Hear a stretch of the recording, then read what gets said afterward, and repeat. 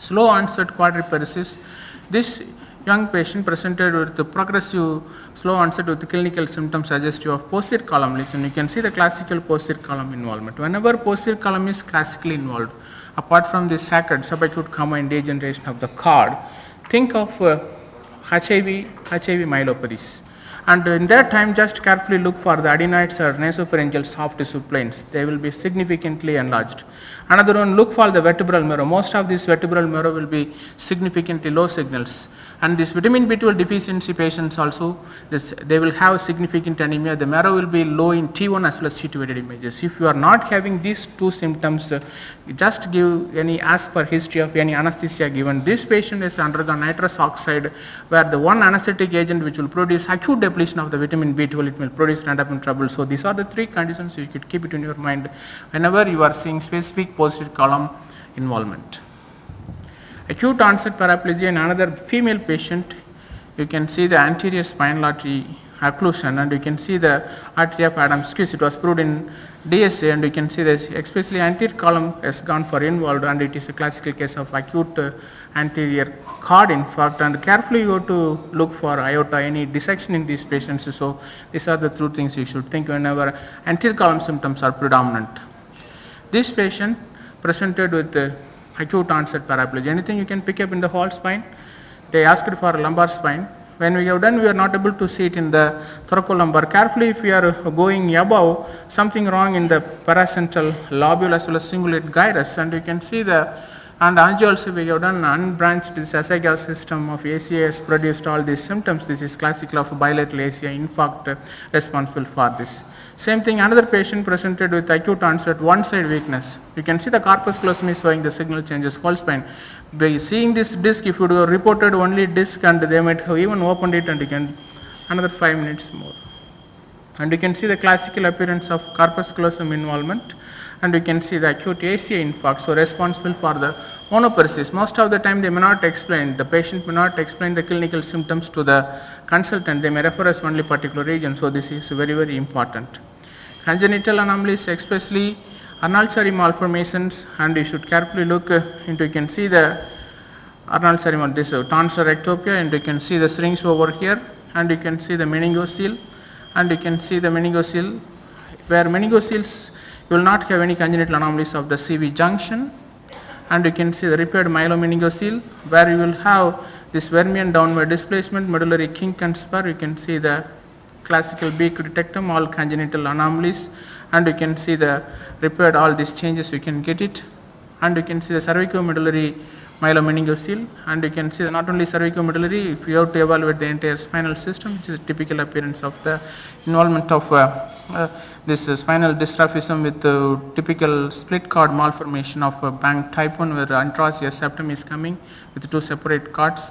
It is lipomyelomeningocele.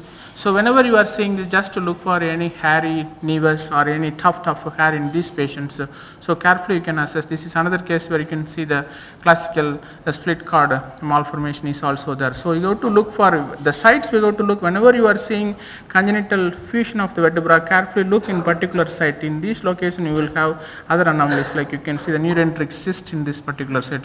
So these are the region you have to look into. A dorsal dermal sinus, you can see the typical dorsal dermal sinus. They will have repeated attacks of chemical meningitis because of dermoid cyst rupture inside. This is a caudal regression syndrome. You can see below L5 nothing is there, and you can see the typical appearance of a caudal regression syndrome. These patients present with the repeated attacks of chemical spinal meningitis. You can see the dermoid cyst inside. They will go for spontaneous rupture. They may present as even superior migration of this chemical may go above, and even they present as chemical meningitis of the brain also. Though these are the things you should look. And I will show one video how it is very important when we have to look for the clinical diagnosis of the patient also.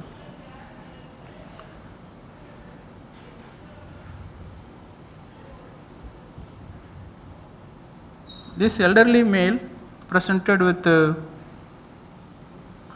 lower limb pain, and the reference was to look for LS pain evaluation. Look for this fibular, to rule out fibular lesion. Every time he was telling the complaint is towards the fibular evaluation only. So this is the one, so they asked for to rule out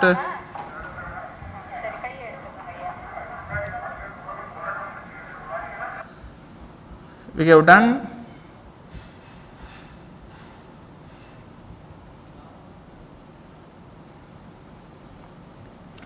Anything you can find it out in the both lower limb we kept it, we have done stereoaxial. You can see the some few changes, you can see the muscle is showing some few changes. It is very classical appearance of and something wrong with L5S1. So it is producing post denervation muscle edema. You can see this compartment is absolutely normal over here.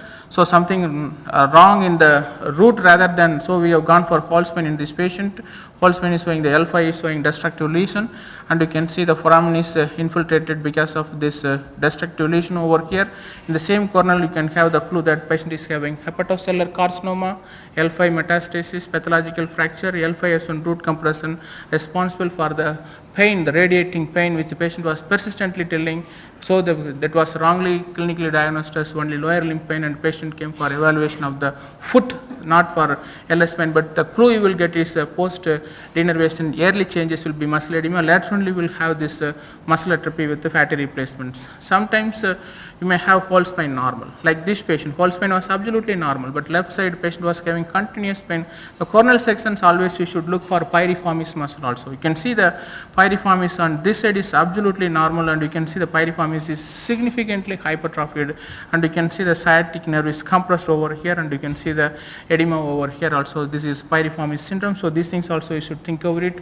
Young boy, left upper limb pain, whole spine was looking normal, but the steer coronal is something wrong. Some edema is there, some small low signal lesion, and you can see the CT few sections complementary throwing light over it. What we are dealing is the osteoid. This patient severe back pain, what you are seeing, multiple level disc lesions. Anything in the disc you can able to identify it. All discs are prematurely degenerated, most of the discs are low signals. So what you are dealing, it is dealing with calcifications as well as vacuum phenomenon in the disc. We have given, so we are seeing something in the menisci also. Menisci is also calcified. So whenever you are seeing multiple level disc calcification, it is acronosis or alkapnuria. You can see the first immediately 1 week after, and after 1 month you can see the urine how the color changes. Homogentic acid oxidase deficiency, homogentic acid is deposited over here, and you can see even it will deposit over the cornea. You can see the low signal lesions over here, or you can see the typical appearance of the cornea. I am using TIM this one for 2003 and onward, 2003 to 2004 onwards, 6 years. I think TIM is the one most significant developments in MRI you have seen. Almost most of the cases it has changed the diagnosis, and the throughput as well as the referral cases also it has increased like anything. Thank you.